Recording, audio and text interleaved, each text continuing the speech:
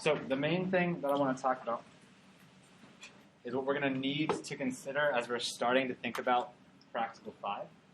And that is the idea of ecosystem sustainability. Ecosystem sustainability.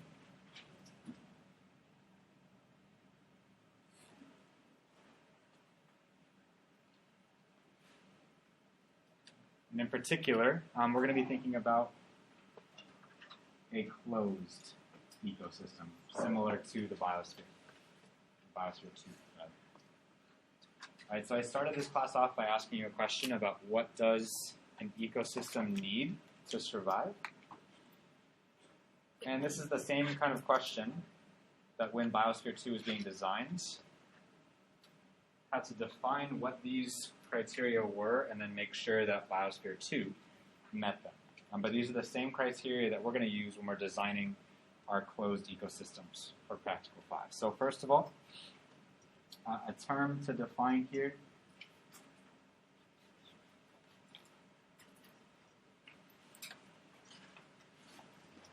is a mesocosm.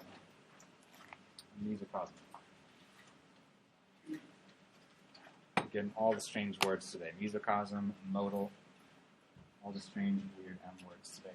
So, a mesocosm. This is a sealed ecosystem that can survive and continue living indefinitely. Mesocosms have been made at a large scale, obviously with Biosphere, or at least an attempt at making one. But they are more commonly made at a smaller scale. And there are kind of two categories. You can have an aquatic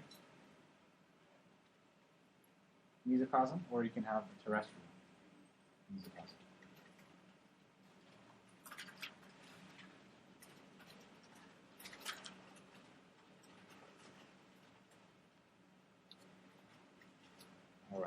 Now, when we're thinking about the idea of creating a closed ecosystem, a mesocosm, we have to think about what are the requirements that need to be met in order for this closed ecosystem to be sustainable.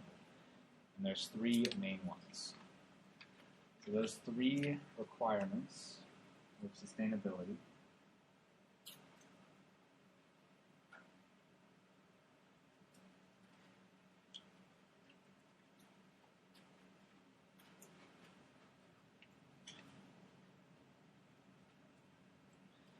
number one, and these are very broad categories, just as a caveat.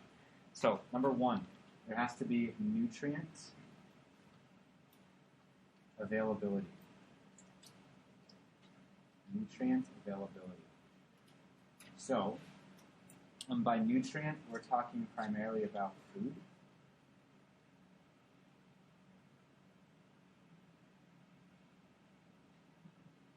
But this is also referring to oxygen, water, and other key nutrients to survive. There has to be an availability of nutrients for any organisms that are within the ecosystem.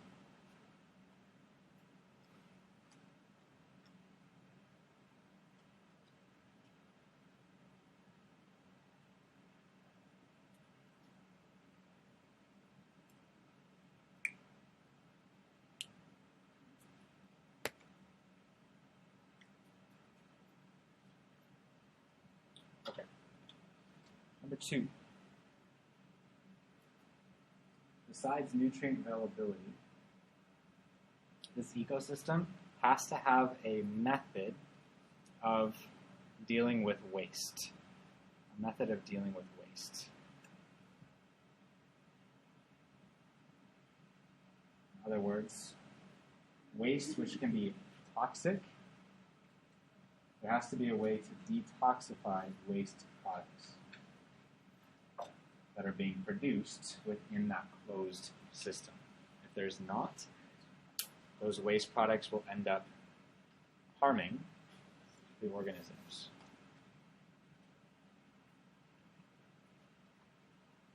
And we're primarily talking about decomposers here, which we'll learn about later in this unit. But decomposers like worms, fungi, someone's getting a phone call. But all of those things, they function to detoxify waste products. And third, there has to be some type of energy source, which for all intents and purposes, there has to be some type of sunlight.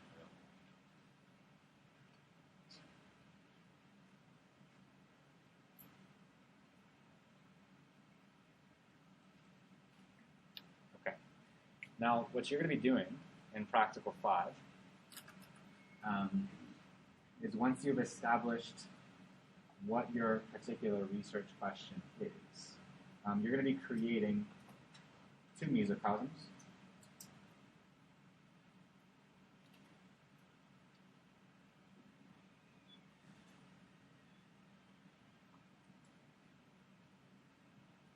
With one being your control, and one being your experimental.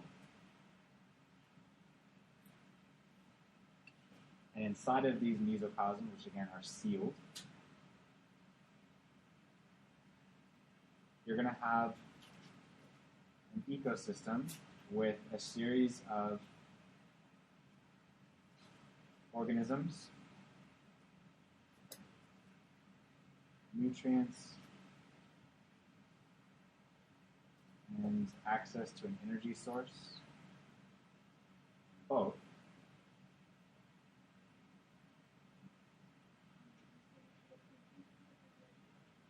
What's that? Sorry. Thank you.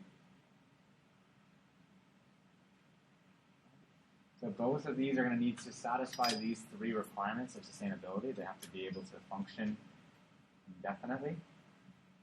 And then you're going to be applying a particular change, your independent variable, to the experimental mesocosm.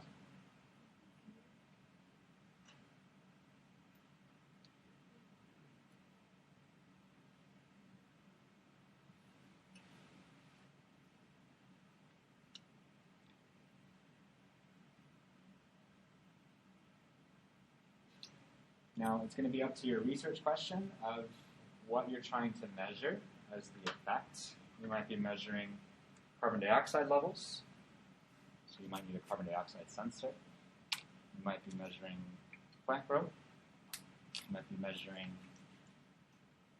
other quantitative and qualitative parts of your mesocosm, but the entire experiment, your mesocosm will remain sealed. Okay, so today, and over the next few days, I'm going to have you start to begin to picture what you might, what question you might ask to try and address with the mesocosm setup. Okay. Any questions so far? Yeah.